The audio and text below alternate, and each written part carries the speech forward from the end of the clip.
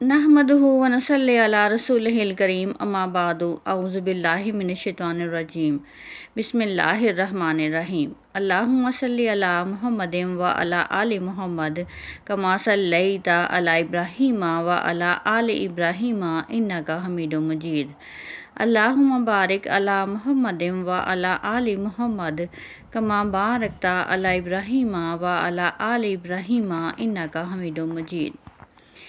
कुरान कहता है, और लोगों ने अल्लाह की कदर ही ना की जैसा कि इसकी कदर करने का हक है।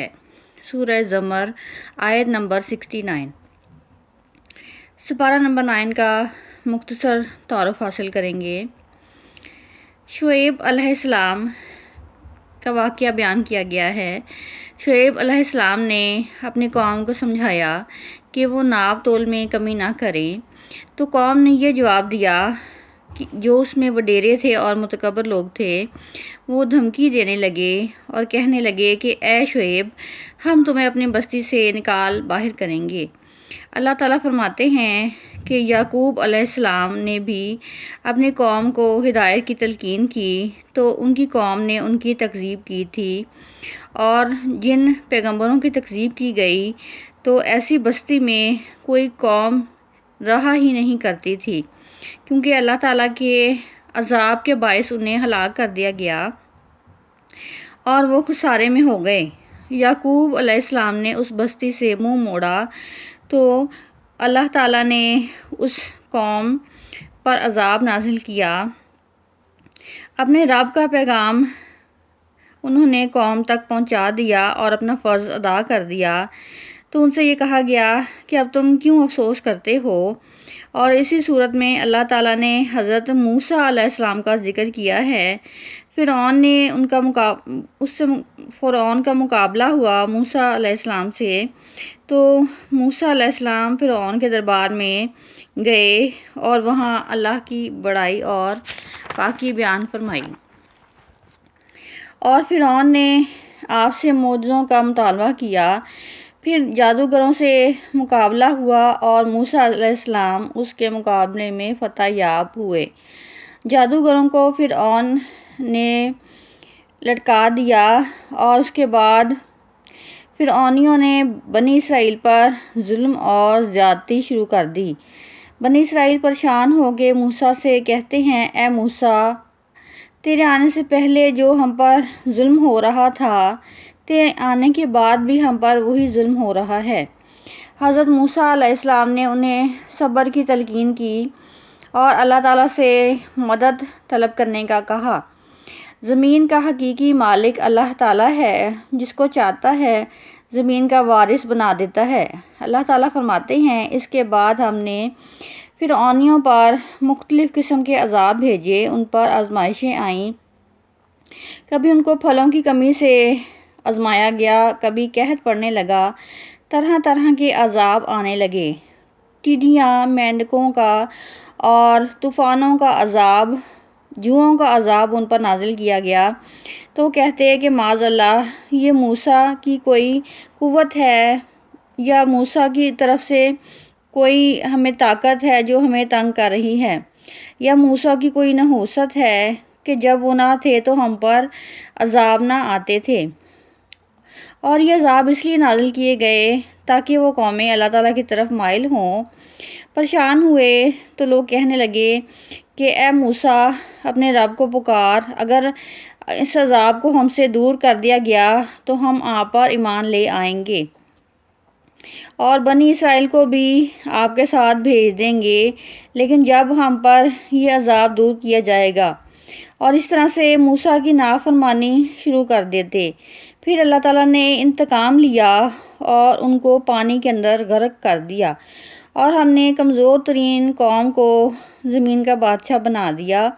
जब बनी इसराइल को फ़िरऔन से निजात मिली तो वो बुतों की पूजा करने लगे और मूसा से कहने लगे कि मूसा, काश हमारा भी कोई ऐसा खुदा होता और हमारे लिए झूठे माबूद बना दिए गए ताकि हम उनकी इबादत करें।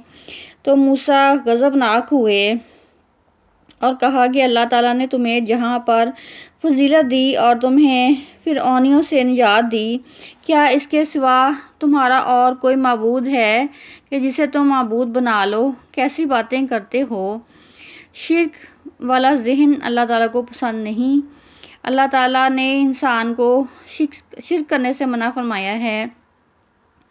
لازمی طور پر وہ جس ماحول میں رہتے تھے وہاں کا ان پر اثر تھا اور ان کی صحبت ان کے ذہن اور طبیعت میں رچ بس گئی تھی، لیکن اللہ تعالیٰ ہمیں ان سے محفوظ رکھے۔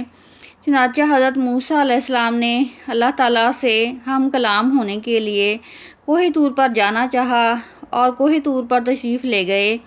موسیٰ علیہ السلام اس سے پہلے بھی اللہ تعالیٰ سے ہم کلام ہو چکے تھے، تو ان کو یہ خیال گزرا کہ کس ذات کے کلام میں ایسی لذت ہے تو اس کا دیدار کیسے ہوگا، اور دعا کی کہ اے اللہ، میں آپ کو دیکھنا چاہتا ہوں، اپنا جلوہ دکھا اے موسیٰ علیہ السلام۔ اللہ تعالیٰ نے فرمایا کہ اے موسیٰ علیہ السلام، تو مجھے نہیں دیکھ سکتا۔ اللہ تعالیٰ ان کی دلی کیفیت جانتے تھے۔ کہا کہ اگر دیکھنا چاہتے ہو تو اس پہاڑ کو دیکھو، میں تھوڑی سی تجلی کروں گا اس پہاڑ پر، اگر یہ برداشت کر گیا۔ اللہ تعالیٰ نے ذرا سی تجلی فرمائی تو پہاڑ ٹوٹ کر ریزہ ریزہ ہو گیا۔ جزاک اللہ۔ اور حضرت موسیٰ علیہ السلام بے ہوش ہو کر گر گئے۔ ہوش میں آنے پر کہا کہ اے اللہ، تو ہر عیب سے پاک ہے، دنیا کی آنکھوں سے کوئی تیرا نجات نہیں کر سکتا، میں توبہ کرتا ہوں۔ پھر اللہ تعالیٰ نے موسیٰ علیہ السلام کو کتاب تورات دی۔ اے موسیٰ، میں نے سارے لوگوں میں سے تجھے منتخب کیا ہے اپنی رسالت اور تجھ سے ہم کلام ہونے کے لیے، لہٰذا میں جو کتاب تجھے دے رہا ہوں وہ خود بھی تھام لے اور اپنی قوم سے بھی کہہ دے کہ عمدہ طریقے سے اسے تھامیں اور کلمات کو اچھے طریقے سے دہرائیں اور عمل کریں۔ پھر بنی اسرائیل نے اسے سنجیدہ نہ لیا اور موسیٰ علیہ السلام کی تعلیمات پر عمل نہ کیا۔ اللہ تعالیٰ نے فرمایا تھا کہ ہفتے کے دن مچھلی کے شکار کو حرام کر دیا گیا تھا، مگر یہ لوگ ہفتے کے دن بھی جال لگا کر بیٹھ جاتے اور نافرمانوں کو بندر کی شکل میں بدل دیا گیا۔ پھر حکم دیا گیا کہ سارے لوگوں کے لیے سزا ہے، اور آپ سے پہلے بھی جتنے پیغمبر آئے تو وہ ایک مخصوص قوم اور مخصوص زمانے کے لیے آئے تھے، مگر آپ صلی اللہ علیہ وسلم جب دنیا میں تشریف لائے اور پیغمبر بنائے گئے تو ان کو سارے زمانے اور ساری قوموں کے لیے رسول بنا کر بھیجا گیا اور تمام انسانیت کے پیغمبر بنائے گئے۔ تو اعلان کیا گیا کہ آدم کی پیدائش سے پہلے عالم ارواح میں انسانوں کا ایک اجتماع ہوا تھا، تو اس میں بھی آپ صلی اللہ علیہ وسلم کا تذکرہ کیا گیا اور کہا گیا کہ ایک رسول بھیجا جائے گا۔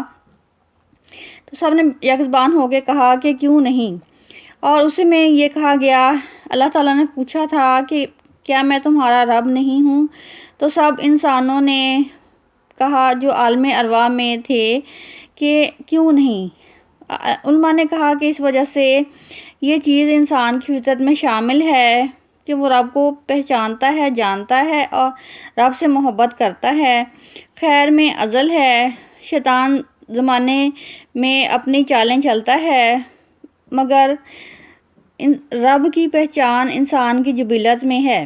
مشرکین اس سے بار بار پوچھا کرتے، آپ صلی اللہ علیہ وسلم سے بار بار پوچھا کرتے تھے کہ قیامت کا علم کس کے پاس ہے؟ تو آپ صلی اللہ علیہ وسلم نے کہا کہ قیامت کا علم میرے رب کے پاس ہے، میں عالم الغیب نہیں ہوں۔ اور صورت میں جو لوگ راستے میں رکاوٹیں ڈالتے، درگزر سے آپ صلی اللہ علیہ وسلم درگزر سے کام لیتے، اور جہالت میں جو لوگ آپ صلی اللہ علیہ وسلم کے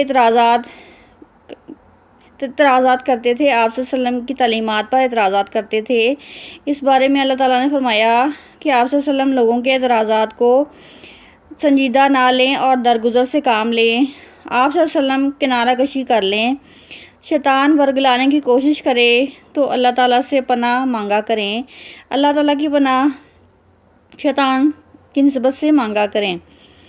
शैतान की आऊज़ु बिल्लाहि मिनश्शैतानिर्रजीम पढ़ा करें ताकि अल्लाह ताला की हिफाजत में आ जाएं शैतान के शर से।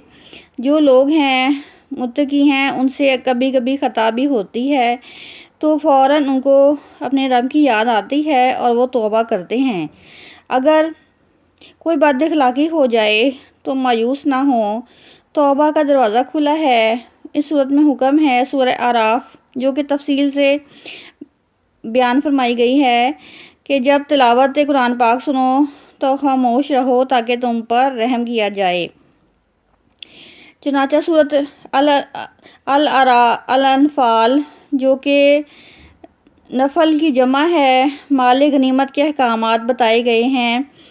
चुनांचे जब अल्लाह ताला का ज़िक्र किया जाता है तो उनके दिल फिर जाते हैं और जब अल्लाह ताला की आयात तिलावत की जाती हैं तो उनका ईमान और बढ़ जाता है और ये लोग अल्लाह ताला पर भरोसा करते हैं, अल्लाह ताला पर यकीन रखते हैं।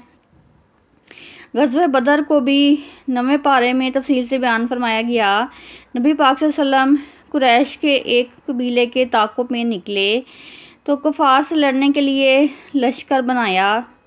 मुसलमानों की एक जमात जो कि तजारती काफ़िला लेकर चली थी उन पर मुशरिकीन ने शब-हूर मारना चाहा। बड़े लश्कर से लड़ाई ना हो, लेकिन अल्लाह ताला ने बड़े लश्कर से बदर में लड़ाई करवा दी। इसलिए करवाई ताकि मुसलमानों को बता दें कि हम इनके साथ हैं।